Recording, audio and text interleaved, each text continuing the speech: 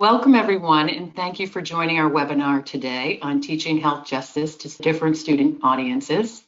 My name is Suzanne Walker, and I'm a Senior Product Marketing Manager here at Jones & Bartlett Learning. For those who are not familiar with Jones & Bartlett Learning, we are a provider of instructional, assessment, and learning performance resources for the secondary, post-secondary, and professional markets. And we specialize in the areas of health and safety. So without further delay, I would like to introduce our two presenters.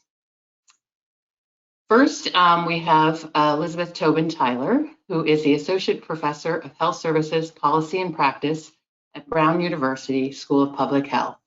She teaches, writes, and consults in the area of health justice, health law and policy, public law and policy, and public health ethics. Secondly, we have Joel Teitelbaum, who is Professor and Director of the Hearst Health Law and Policy Program at the Department of Health Policy and Management at the Milken Institute School of Public Health at George Washington University. Joel also teaches law, undergraduate and graduate courses on healthcare law, healthcare civil law, minority health policy, and long-term healthcare law and policy.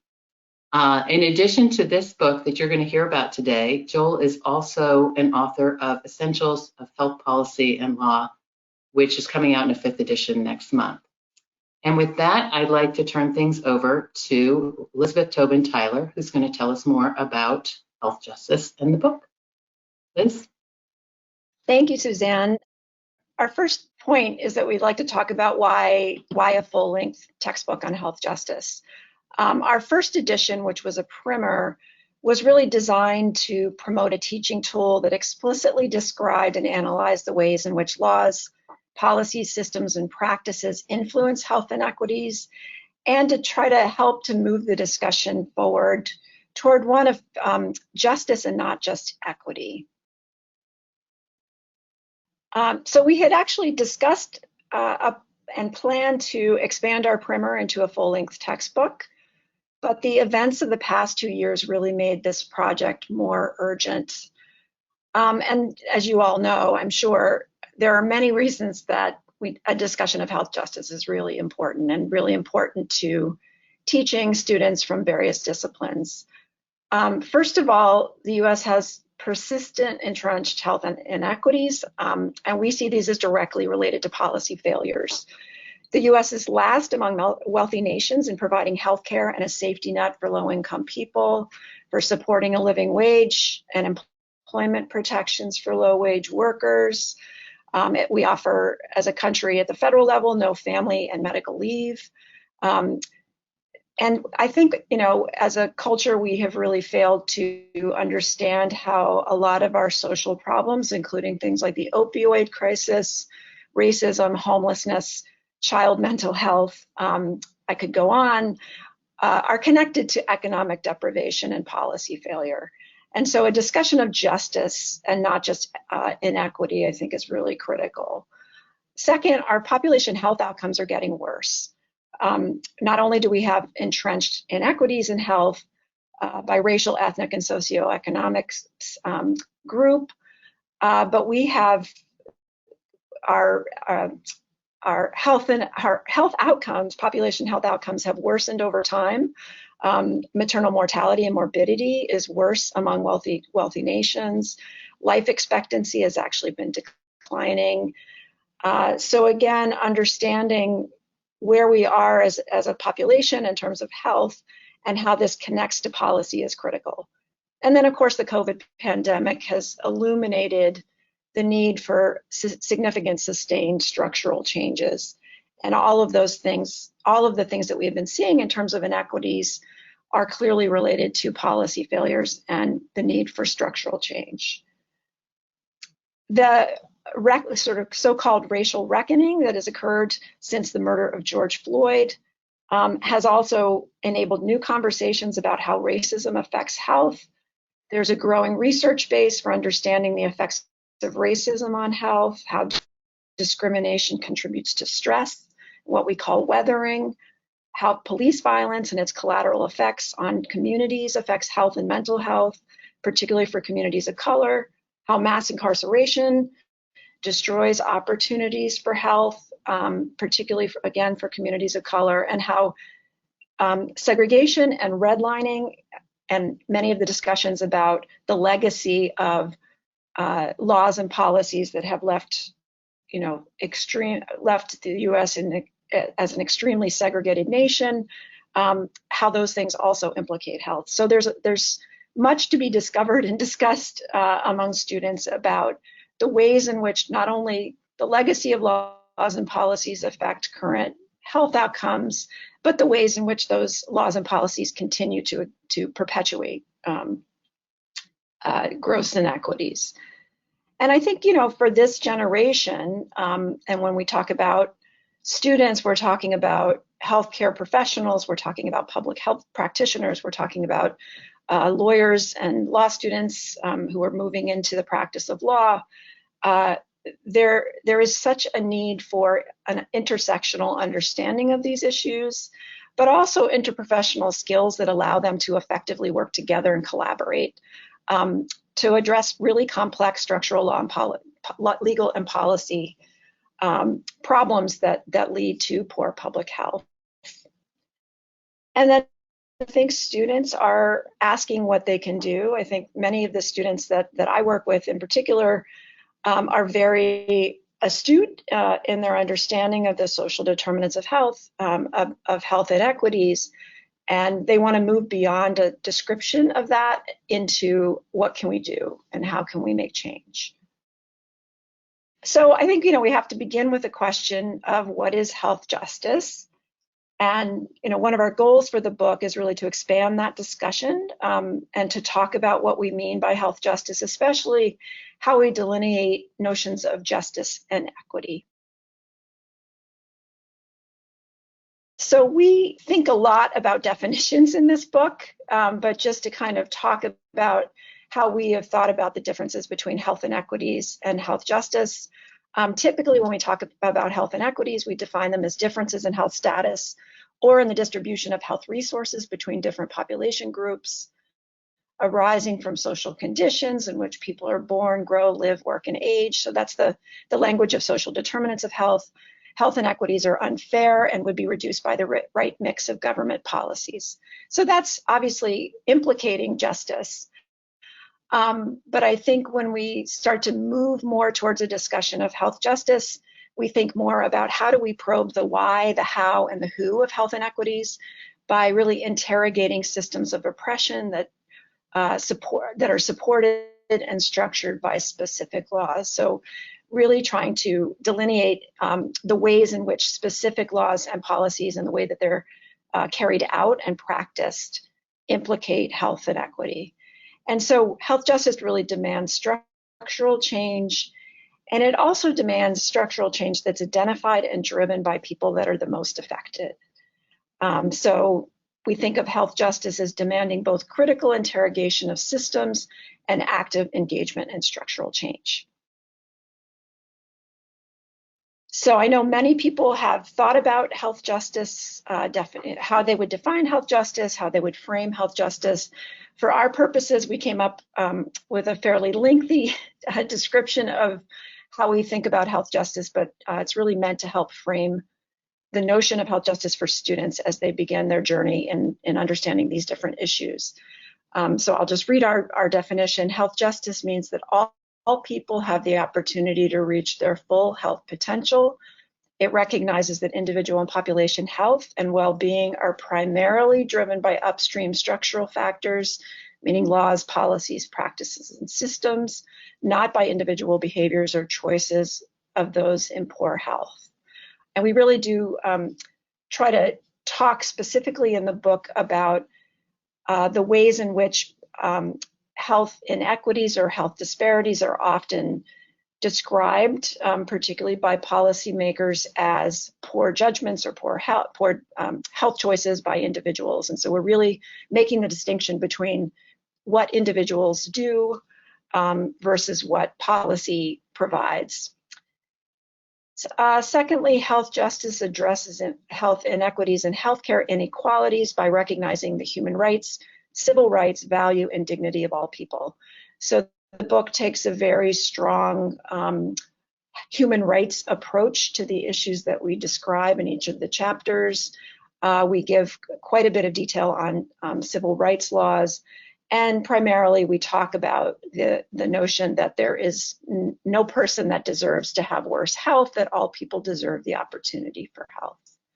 And then finally, health justice requires self-determination for those who have experienced exclusion, discrimination, and stigma. It demands structural changes in law, policy, practices, and systems that promote equitable power sharing across all groups, and ultimately secures equitable health promoting conditions and communities in which all people can thrive. So we make the case for the importance of self-determination, and that people have a voice in their own opportunities, and that includes things like civic engagement. So I'm just going to also just kind of reiterate the way that we talk specifically about law, and the way that law serves as a structural driver of health, and the ways in which we kind of approach this issue through multiple chapters in the book. So first of all, we talk about how law can be used to design and perpetuate social conditions that have terrible physical, mental, and emotional effects on people.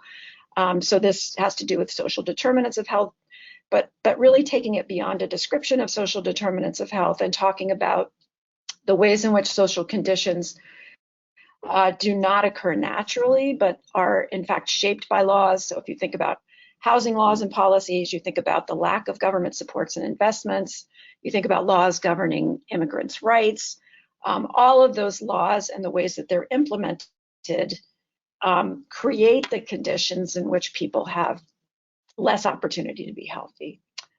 Second, we think of law and the way that it can transform bias and prejudice into distributions of population health and well-being. So when we think of laws that may be what we consider facially neutral, they don't specifically discriminate against people.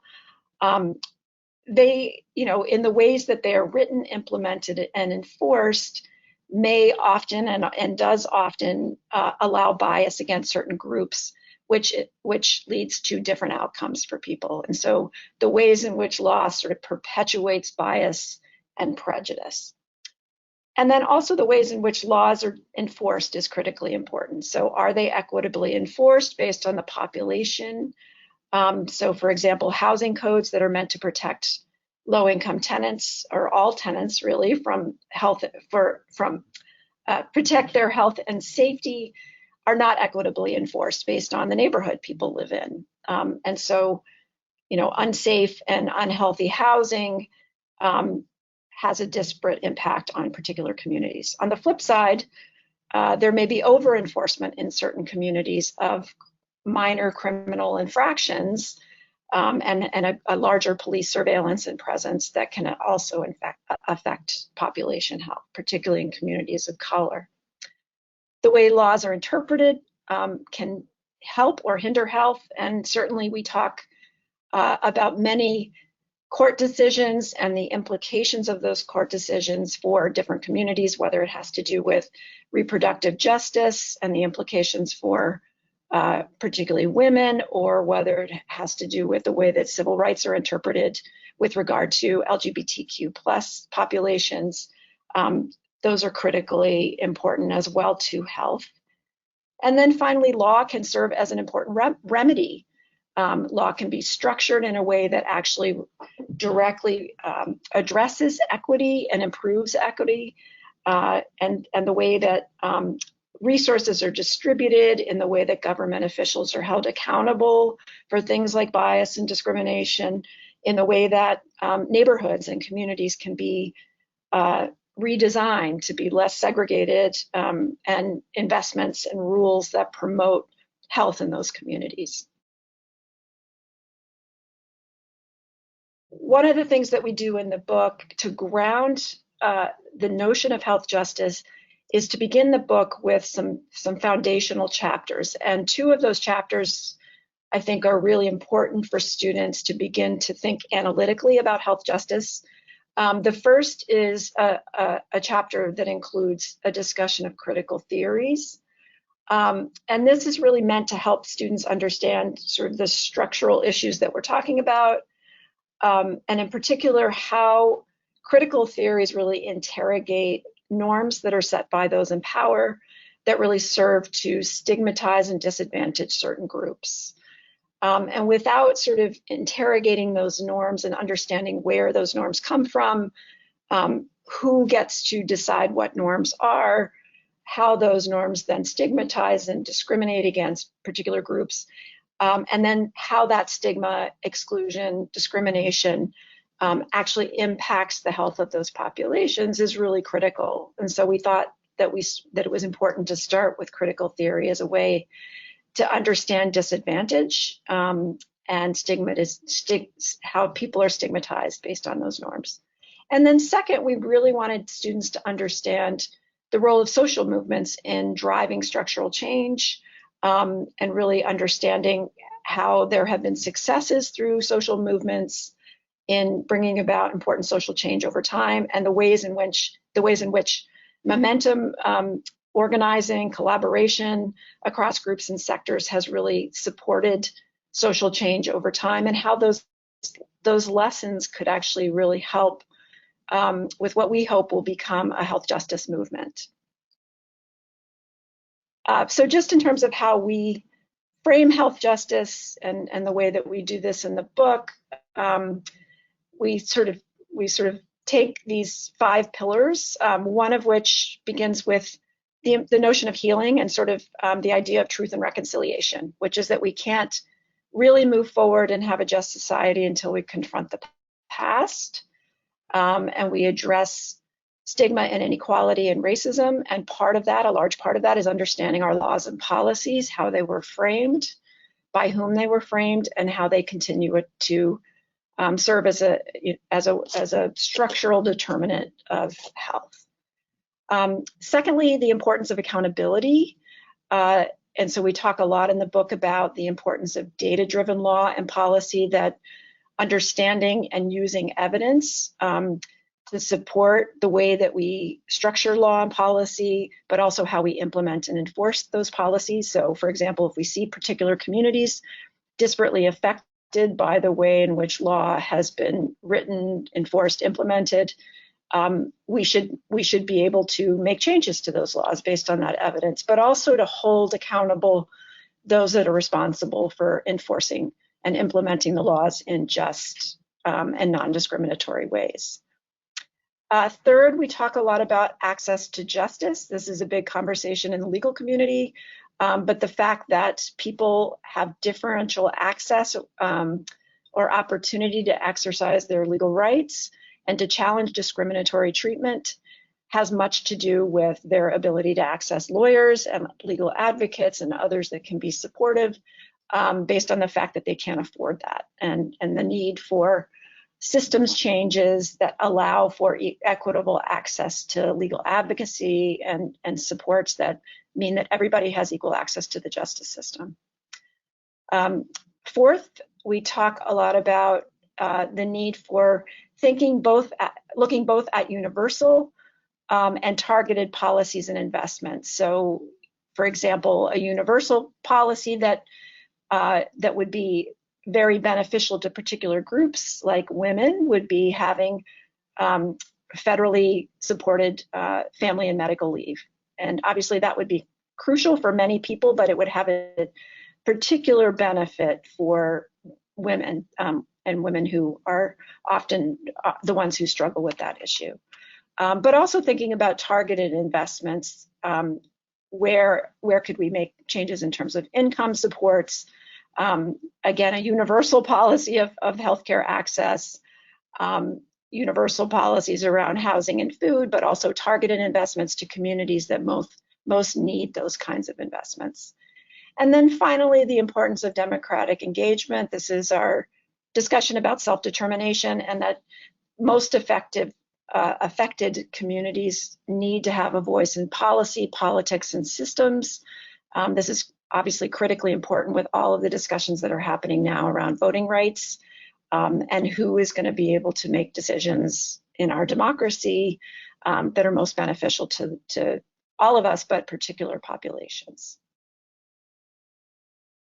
So I'll just talk briefly about using the book for teaching. It really is our goal that this book be accessible and useful for teaching undergraduates, graduates, students in public health, students in law, policy, health professions, medical students, nursing students, social work students, really any of those that are interested in understanding health justice and thinking about law and policy frameworks and ways to move towards greater equity and justice.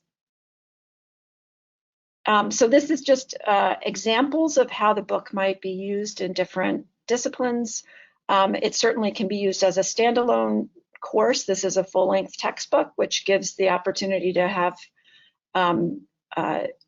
use the book as the main source for a course around health justice.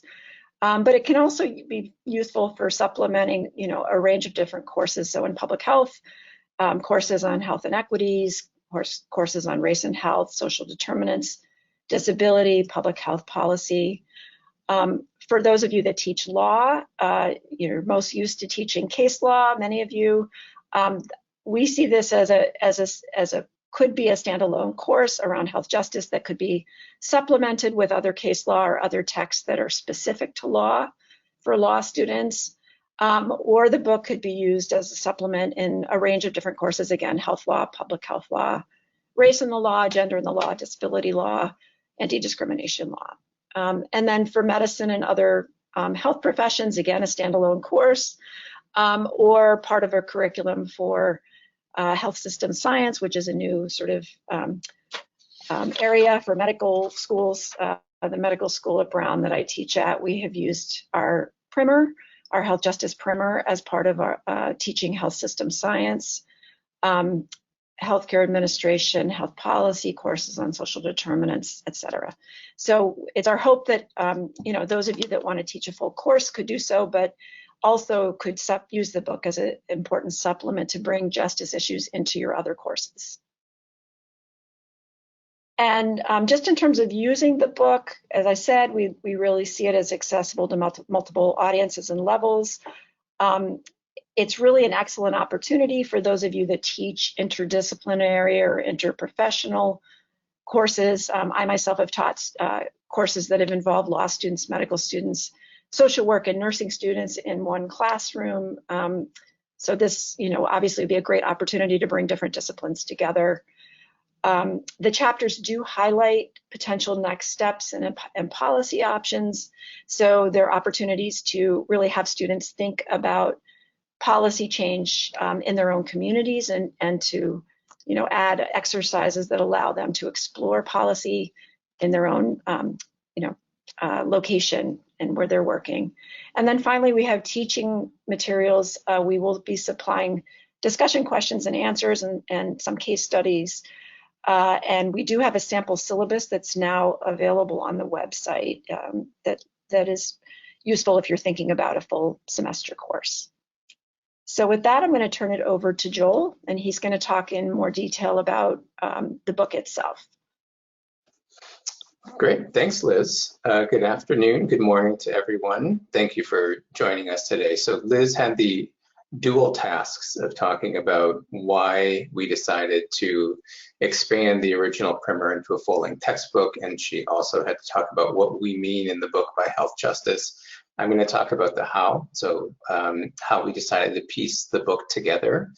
If you've been to the book's product page on the website, you probably already saw that the sample syllabus is there and the table of contents. And so what I'm hoping to do in the slides that follow is do a bit of a deeper dive into each of the 16 chapters in the book so that you get a very clear understanding of what we cover. Every bullet you see on the ensuing slides is an actual topic heading in the book. So there's a section on the book and all of these topics. And I think it'll just give you a much better understanding of what we cover and make the decision about whether it makes sense to adopt or not that much easier. So we begin, of course, with the foreword and introduction. We were lucky enough to have an introduction, or sorry, a foreword that was authored by Angela Harris and Georges Benjamin. They kick off a discussion about justice frameworks and intersectionality and the importance of structural drivers of health. And then Liz and I pick up on those themes in the introduction to the book and expand on it. We make distinctions between structural and social drivers of health. We talk about the wealth-health connection, how we medicalize and criminalize social needs in this country as opposed to taking care of them at a level that our population needs. And we talk about the lack of a right to health in this country, whether that's a right to health care, a right to health insurance, or an actual right to health, which of course, I'm sure as many of you know who work in the space, is much harder to delineate and enforce, but nonetheless, some countries have tried to tackle that. So part one of the book, and there are 5 parts. Part one is context and background. It consists of 2 chapters. The first is frameworks, definitions, and theories, and the second one is social movements from the past and what they have to say about health justice going forward. So the way each of these slides will look then after I introduce the chapters is that you'll see a set of bullets and then a space and then another set of bullets. And so for example, here I'm covering chapters 1 and 2. So the first couple of bullets you're gonna attach to that chapter, and then the second set of bullets to the next chapter. So chapter 1, of course, as I mentioned, frameworks, definitions, and theories. The way we talk about frameworks is each for medicine, public health, and law. So we don't focus on any one in particular. We try and cover frameworks for each of those 3 and then move into critical theories. Liz mentioned those earlier, is talking about how they challenge norms and how they have shaped definitions for health justice in an evolutionary sense. Chapter 2 is lessons from US social movements and what they mean for health justice. We cover 9 different movements. You can see those here, everything from the civil rights movement to the women's or feminist movement, the gay rights movement, HIV, environmental justice, immigrants, and the like. So each one of these 9 different historical movements gets its own treatment in chapter 2. So then we move into part 2, which are aspects of the legal system that undermine health justice. So there are 4 chapters in this part. The roles of the 3 branches of government, and in some way, shape, or form undermining an advancement of health justice, health harming legal doctrines, international human rights, health, and the failure of US leadership in this space. And then finally in chapter 6, discrimination, implicit bias, and the limits of the law. So this one will cover chapters 3 and 4. Chapter 3, again, was the roles of the 3 branches of government. We break the chapter up into each of the 3 branches. Most of the chapter is focused on federal because it makes it easier to talk about, but each of these 3 sections does provide treatment for state level branches of government as well. So for example, when we talk about the ways in which the branches of government can undermine health justice on the legislative front, we talk about things like polarization. In the executive branch, we talk about, given that excessive polarization these days, how with potentially each change in administration, you get fairly wild swings around law and policy and its interpretation and its enforcement. And then in the judicial branch of government, for example, we talk about how more and more that branch, which was meant to be apolitical in the country's original design, is becoming less and less so, and what that means for health justice going forward. Chapter 4, health harming legal doctrines. We've singled out 4 different doctrines for discussion. The no duty to treat principle, which again links back to the idea that there is no right to health in this country.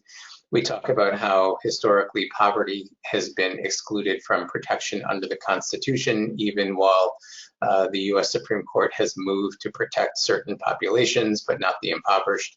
We talk about the negative constitution, or the idea that while government certainly can move very aggressively, for example, in a public health context to protect individuals and populations, they have no, no obligation to do so under the federal constitution. And then finally, we talk about no right to counsel in civil legal matters. And we contrast this with what happens in criminal legal matters. And we talk about how when we're thinking about structural and mainly social determinants or drivers of health, when we're talking about things like housing conditions, immigration issues, health insurance issues, education issues.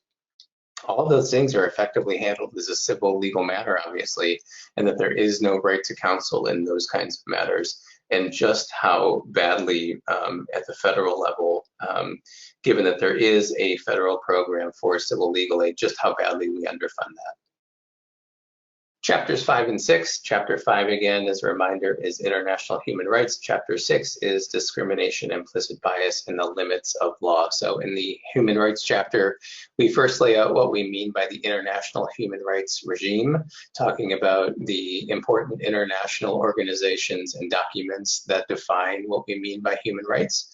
Then we talk about what specifically the right to health means under these international standards. And then lastly, how the US government has approached the right to health, frankly, notwithstanding these international human rights standards that we in this country as a governmental matter tend to speak very highly of, but do relatively little on the ground in terms of their actual use and enforcement. Chapter 6 covers anti-discrimination law. We give an overview of federal law, then we talk about how federal law protects specific classes and promotes equality, but then we move into the limits of that federal law, again, going back to this idea in this section that there are ways in which certain legal doctrines are just designed right now and baked into our society in a way that is undermining health justice. And that while you can make small changes within this existing system, if you really want to get at some of the core upstream issues around health injustice, you've really got to think about this specific, for in this case, anti-discrimination law and its limits, and the other kinds of things that we talk about in chapters 3, 4, and 5. Part 3 then moves into a discussion specifically of structural inequity and health justice. There are 3 chapters in Part 3, socioeconomic status and unmet social needs in Chapter 7, place-based inequities in Chapter 8, and the carceral state in Chapter 9. So this is just Chapter 7. There's obviously a lot to cover here, everything from education, employment, income and wealth inequality, impoverishment, unmet social needs, and the structure of the social safety net, and how all of those things link back to individual and population health. Chapters 8 and 9. So in Chapter 8, which is place-based inequities, it's structured in the following way. We drill down to the most specific thing we can think of when it comes to place, which is one's family. So we talk about stability and safety. We then zoom out just a bit to talk about home and housing and its affordability and its conditions. Then a little bit more to zoom out into the community, talking about racial segregation and neighborhood exposures that can be health harming. Zooming out even further into area and region. Specifically, we use the example of rural health. And then finally, zooming out all the way to the much broader environment, talking about climate change and toxic injustice. And then Chapter 9 is the carceral state, talking about law enforcement in low income and communities of color. We, of course, talk about mass incarceration and its consequences for individual and population health, and then some structural change around reducing incarceration and addressing its health effects. So Part 4 is an entire part devoted to historically marginalized populations and the resulting health injustice. In this part, we have brought in some expert authors, those who are really known in some of these areas nationally and internationally for their expertise, where we may not have as much. So for example, Chapter 10 around Asian, Black, Indigenous, and Latinx populations has been authored by Professor Ruqayyah Yearby, who is a law professor at St. Louis University. Chapter 11 tackles immigrants. Chapter 12 covers women. Chapter 13 was co-authored by Professor Heather McCabe, who's at Indiana University and covers LGBTQ+ people. And then Elizabeth Pendo, also a professor at St. Louis University School of Law, tackles people with disabilities. So each of these 5 chapters is structured in the exact same way. So these 4 bullets apply to each of those 5 topics I just described. So fill in the blank. So treatment of whether it's immigrants, women, LGBTQ plus people, whatever it is, plug in how that population has been treated historically and currently under the law, then how that population has been treated historically and currently by the healthcare system. We talk about specific social and structural drivers of health inequities in each of those 5 populations. And then again, specifically in each chapter, the kinds of law, policy, and structural changes that could be made to achieve health justice. And then finally, part 5, which is striving better for health justice, structural and policy change. Chapter 15 covers existing efforts, so what we've done to date to achieve health justice around law, policy, and structural interventions. And then chapter 16, law, policy, and structural change and new directions. So in chapter 15, for example, we talk about the kinds of health system reforms that have been tried to date. We talk about data-driven strategies to address the social drivers of health. We talk about the integration of medical and social care, talk about moving upstream around equity-focused public health interventions and how to link health, law, and justice together. As those of you who might know our work pretty well, you can imagine we talk about medical legal partnership in chapter 15 because we're both heavily involved in the medical legal partnership approach.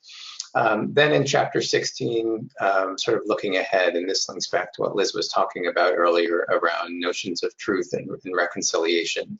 So we talk about confronting America's past in a much more honest way than we have done to date, self-determination and engagement in the democratic process, and specific investments to target the root causes of health injustice, accountability around health injustices thus far, and then linking it all together in a multi-sectoral movement for health justice, helping students understand the kinds of things that they can do immediately and more long-term.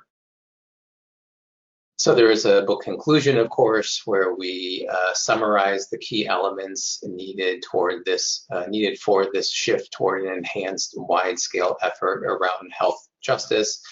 There are ancillaries, as Liz mentioned. The sample syllabus is already on the website. Each of the chapters have learning objectives, and the way we have handled the questions and answers for each chapter, which are forthcoming, is we've effectively taken those learning objectives and we've flipped them into discussion questions and then distilled all of the chapters down into somewhere between 2 and 4 pages of single space, quote unquote, answers, right? So if you take the learning objectives, frame them as questions and ask students to discuss them, we sort of give you a distilled version of a chapter as a way of helping to guide discussion around some of the key learning objectives. And then we also, as part of those answers, we also drop in additional questions that you might want to ask along the way and additional things that students could either research or do individually or in group to help get at some of these issues. And I believe that is our last slide. I think indeed we're moving into questions here. Wonderful, thank you. So far, we have a couple of comments rather than questions, and I'll just read those aloud. The first is, I'm teaching health disparities and social determinants of health. I'm going to develop a course on justice and advocacy. Really excited to get a copy. Another one, interesting, I'd like to get a copy of the text. I'll contact my JBL rep. And so actually, I have one question here. How is this book unique or distinct from the other health policy or health justice texts that are already out there? I'm happy to start, Joel, and then you can jump in. Sure. Yeah, I mean, I think, you know, there are books on public health law, there are books on health law, there are books on health inequity, social determinants of health. You know, to my knowledge, this is the sort of first textbook that is really trying to address all of the linkages between those different things. So understanding different laws and policies, but linking them explicitly to social and structural determinants of health, health outcomes, health access, all of those kinds of issues that I think are talked about in different ways, whether they're in law, books that have to do specifically with law and policy, or books that have to do more with public health or medicine or health disparity discussion. And so it's really our goal to kind of bring all of those things together, and particularly for multiple audiences to be able to understand those concepts. Joel, I don't know if you want to add to that. Sure, and an absolutely fair question. It's the one we had to answer in thinking about how to design an expanded textbook. Was there a niche? Was there an area? Was there a market that needed filled given everything else that's out on the market? And Liz touched on the most important ones. The multidisciplinary nature of this textbook, I think, is different from most of what's out there. The closest things that I can think of are actually in the global health space or the comparative health space.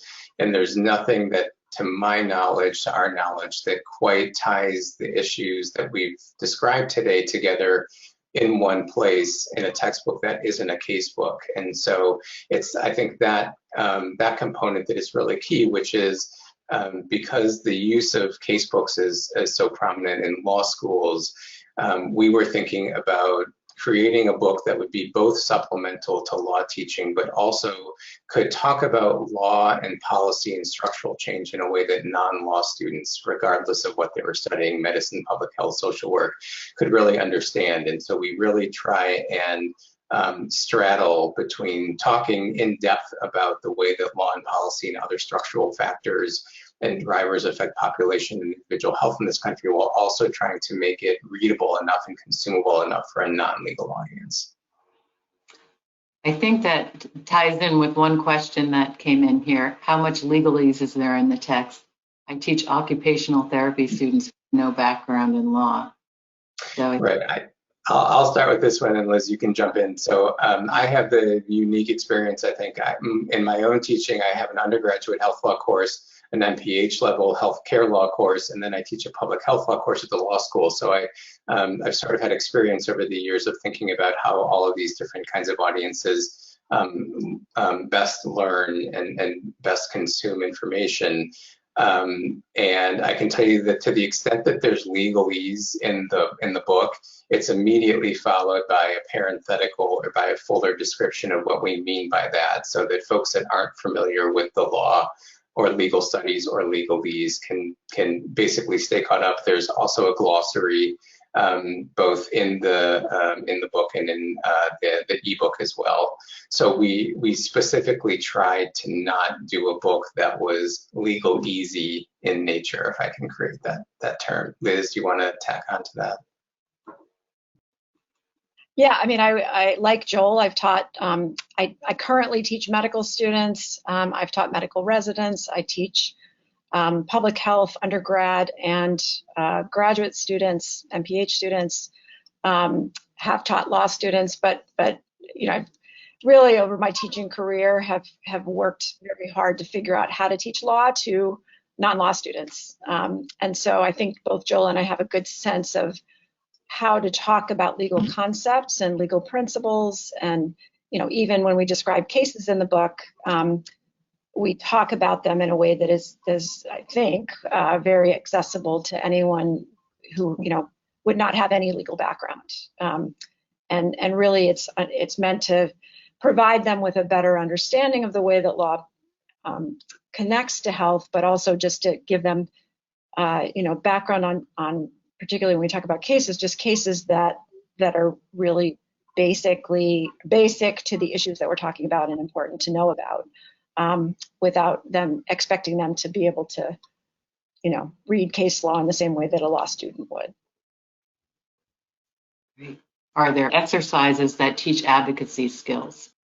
Yeah, the final chapter, and as Joel mentioned, as he went through the chapters, chapter 16 has its final section is on advocacy, and it's a fairly practical discussion of advocacy, but we will also have some discussion questions associated with that hopefully will be, you know, beneficial to those of you that want to teach specific advocacy skills.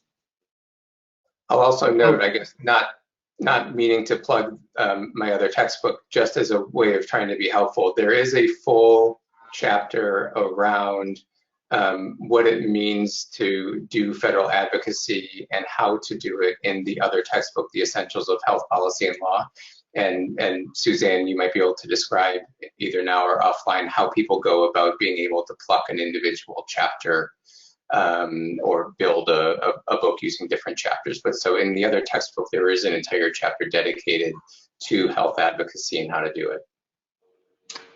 Yes, just to add to that, so we have a published program where if you wanted to use a chapter, say from Joel's health policy book, you could combine it maybe with chapters in the health justice book or other books, or even with your own materials, and we could put it into your own book.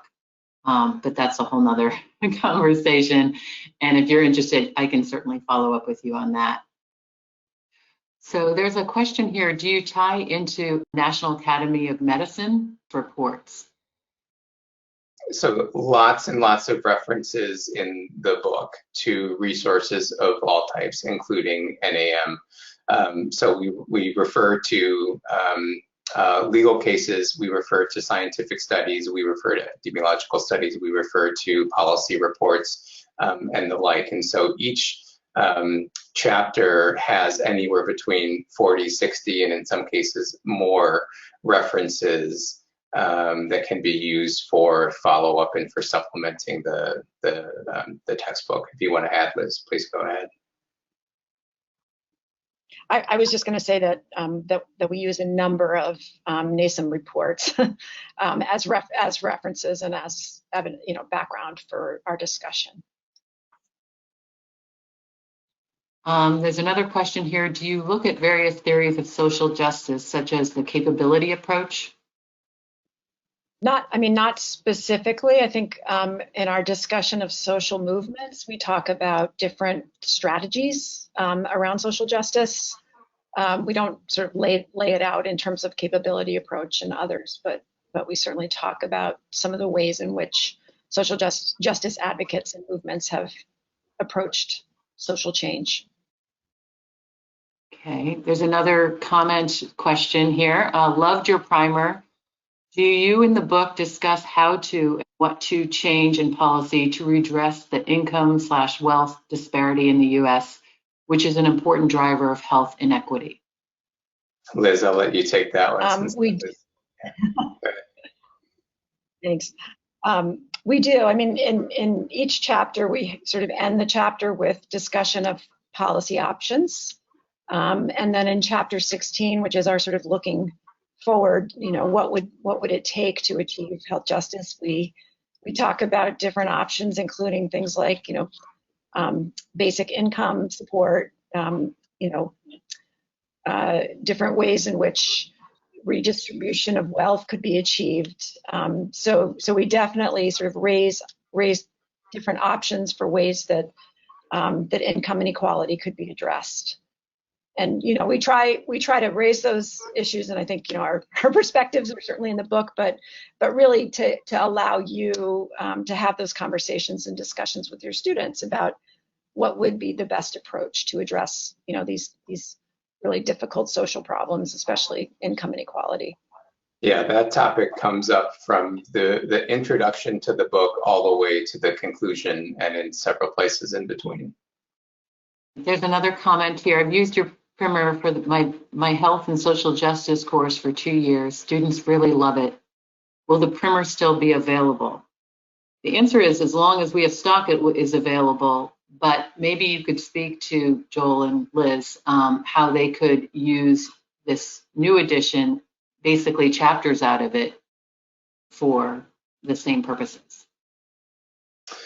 Sure, I'll start. So there are some chapters in a couple in the expanded textbook that were taken more or less whole cloth from the primer, but most of them have been expanded upon. So you're going to find whatever you find in the primer, you're going to find a lot more of in the expanded textbook, and also a bunch of new topics that just there wasn't space to cover in the primer.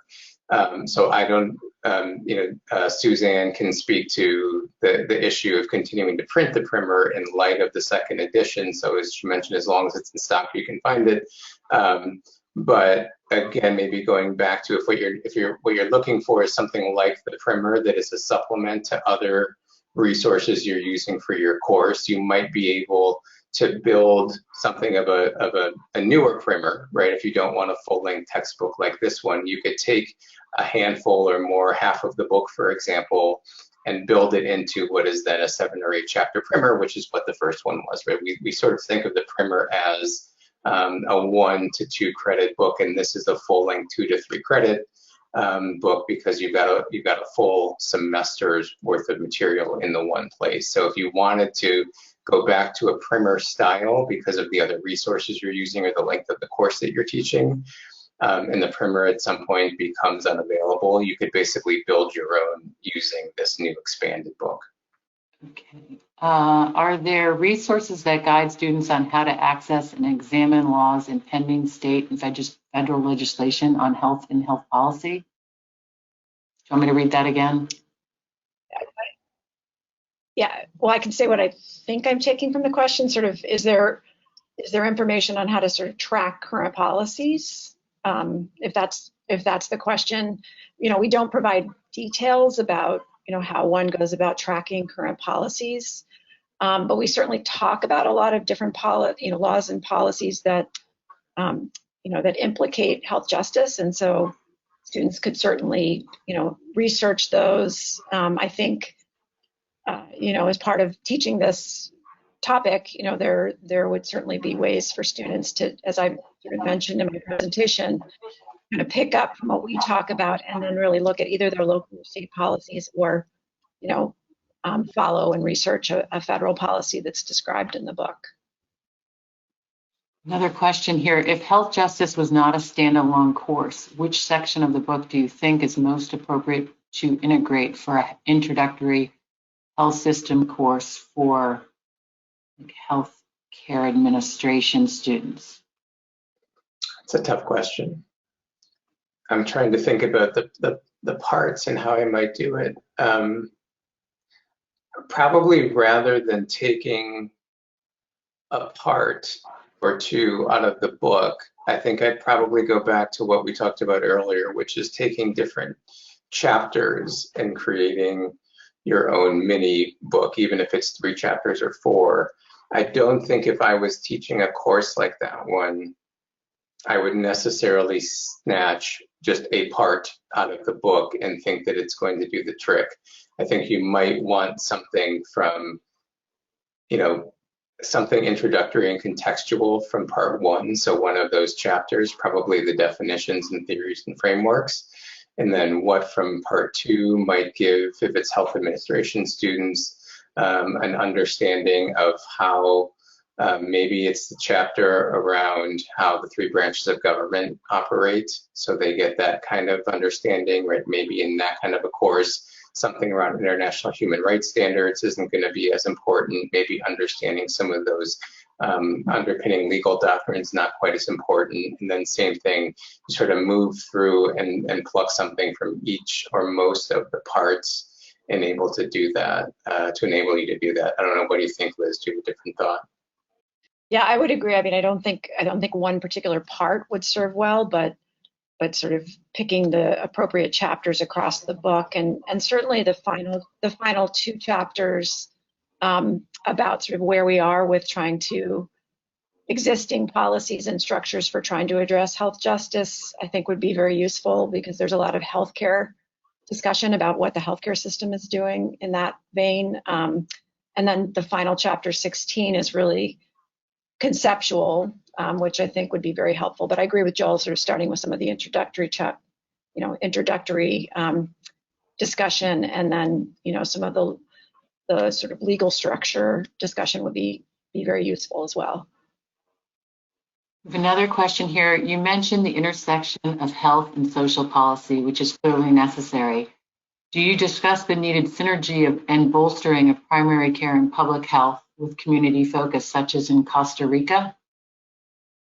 So we do have a fairly long discussion of, as I just mentioned, actually in chapter 15, of current efforts around trying to better integrate public health with primary care. and some of the new models that are developing in primary care around addressing social needs, around integrating different professionals, around community health workers, and developing community connections. So we do talk quite a bit about that in chapter 15. We also critique that model in terms of what it can do and what it doesn't quite do in terms of achieving health justice. So I think that chapter in particular would be very useful if that's your interest. I'm going to do one or two more questions. Andrea is back with another question about competencies, and she wants to know if I want to meet the competency for advocacy for the Certified Health Educator exam. Do you know whether the book covers advocacy as a competency for that? So we didn't directly tie our discussion of advocacy to competencies, although it would be interesting to look at how we describe advocacy and see if it connects well to particular competencies. I know in public health in particular, there's a real drive to expand advocacy competencies, and so I think as these competencies develop, that's something we'll be thinking about, obviously, with different iterations of the book, hopefully in the future. But I would just encourage you to look at particularly chapter 16, where we talk about advocacy, and see if it connects well for what you're looking for. All right, one more question here. Can students purchase a digital copy at a lower cost? My students are very price sensitive. And that's a question for me. We do have a digital ebook version of this book, and our ebooks are typically priced at about half the cost of the printed text. So the answer is yes, they can purchase a lower priced alternative. And that's probably going to do it for questions today. In closing, I really want to thank Elizabeth Tobin Tyler and Joel Teitelbaum for this great presentation today. If you'd like to reach out to either of them or myself, our emails are provided on the screen. Finally, if you'd like more information about their new book, you can go to ago.jblearning.com/justice2 to find more information. And finally, I really want to thank all of you for joining us today. I hope you enjoyed the presentation and can take another minute or two to provide us with your feedback in our brief survey following today's webinar. I wish you all a great rest of your day. This ends today's webinar. Thanks for joining us.